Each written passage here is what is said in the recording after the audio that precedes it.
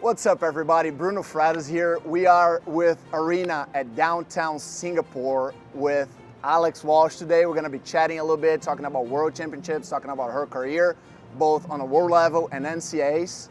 Alex, how are you doing today?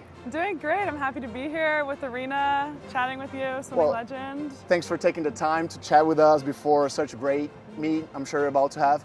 And obviously, you're very popular in American swimming, right? But for the rest of the world, would you mind to introduce yourself for a little? Sure. Hi, I'm Alex Walsh, two-time Olympian for Team USA. I recently graduated from the University of Virginia in the States, where we were a 5-time national champions from 2021 through 2025. Sister of Gretchen Walsh, who I'm sure you guys have all heard of as well. And I'm really happy to be here. And also brings me to, you grew up swimming yards, right? And yards, it's something predominantly American. Yeah. How would you explain the difference between swimming yards and long course meters? How does that correlate? I feel like it correlates more than what you would think it does, because even though yards so much shorter, the underwaters are definitely way more of an emphasis. Once a week at my club team at the University of Virginia, we have an underwaters practice just fully dedicated to emphasizing how important it is to make sure you're being explosive, powerful, and hitting that 15-meter mark on most of your walls.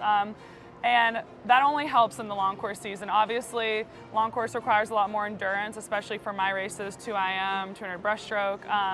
So definitely more of an emphasis on stroke count rather than just getting to the 15-meter mark. But being able to have that strength just already in your back pocket from NCAAs and the NCAA season, I just think that helps NCAA swimmers do well on the international stage. And you mentioned the NCAAs, right? Mm-hmm. And every time we watch from a distance and we see all that fuzz, all that great team energy, and then we see Team USA racing on a world level, the first thing we notice is how Team USA looks like an actual team. In an individual sport like swimming, you guys race as a team. Do you think that the collegiate system teaches you that, and how it is to taper around March, right? Have such great performances, short course, and then have such short time to trials, and then come here and just win the medal table year after year as a team? I think, being a part of a college team, that definitely taught me, at least, and definitely facilitates this team culture that we have, and how to be a good teammate, how to be a leader for a huge team. I feel like Team USA always brings, the top 2 number of swimmers to the World Aquatics Championships. So I've definitely learned how to kind of step into that role from being a college swimmer. And I think it's kind of funny because during the NCAA season from October through March, I'm with UVA, I'm Team UVA, and we're competing against all these other really fast girls that swim for other college teams. But once the international season starts, then we all become teammates. So we kind of have this funny relationship of being rivals for one half of the year and then being teammates and having to foster camaraderie between us for the second half of the year. So I think that kind of gives us a fun dynamic to play off of. And I mean, I really enjoy it because then when I go back to the NCAA season and I see all my friends on pool deck, that just makes me feel like I kind of have multiple places to call home, Team USA and also my club team. So that's awesome. Yeah. That's awesome.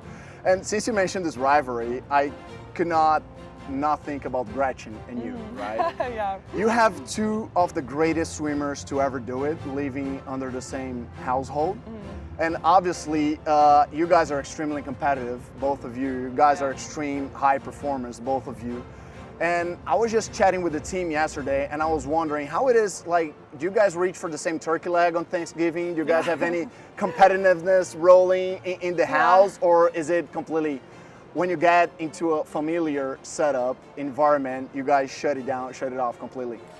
I think when we were younger, we definitely fought a lot more. We were more competitive with each other.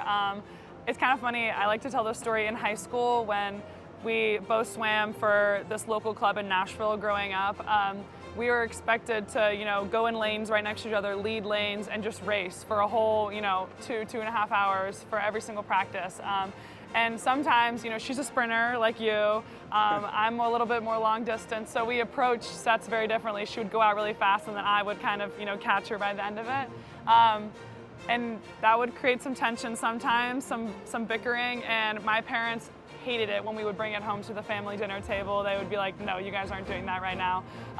Just because sometimes we would let it get in between us after the practice was over. But now we definitely have our own styles, tastes, and I think that they complement each other very well, but also, like, you know, we have our colors, like she wears blue, I wear red, she's blonde, I'm brunette. Like, it's these things that have kind of naturally fallen into place. I think that now we're definitely able to work more as a team, as a unit, and we definitely know that we're stronger together, you know, in terms of building an image, building a brand for ourselves. We've definitely approached that as, like, we're gonna be able to do the most work and, like, I don't know, accomplish our dreams better when we're doing it alongside each other and not fighting each other for it. But it definitely is funny because we do sometimes fight you know, occasionally, and it's definitely a spectacle for those around us to see it happen. But I can tell that now that I'm retired and watching the sport from a fan standpoint is definitely something that is extremely inspiring to see you guys performing and just follow along with your careers. Now, I want to ask you about something that some other thing everybody likes to follow since I don't know if you remember the Call Me Maybe videos in 2012. Yeah. It's the Team US training camps, right? There's always something really cool happening. There's always something that we love to talk about in social media. Yeah. And I understand that you're considering getting a new pet now. Oh, yes. Yeah, right? Pet elephant. A pet elephant. That would be great, right? Yeah, I would love that. Gretchen would absolutely love that. She's the one that organized that whole excursion. That was definitely her goal. That trip was to go meet elephants and see elephants, and we got to feed them, shower with them. That was really cool. We got to, like, brush them and everything. It was crazy, like, just being able to. There were like 8 of them just surrounding us. It was so cool. So it was like a really, really large car wash.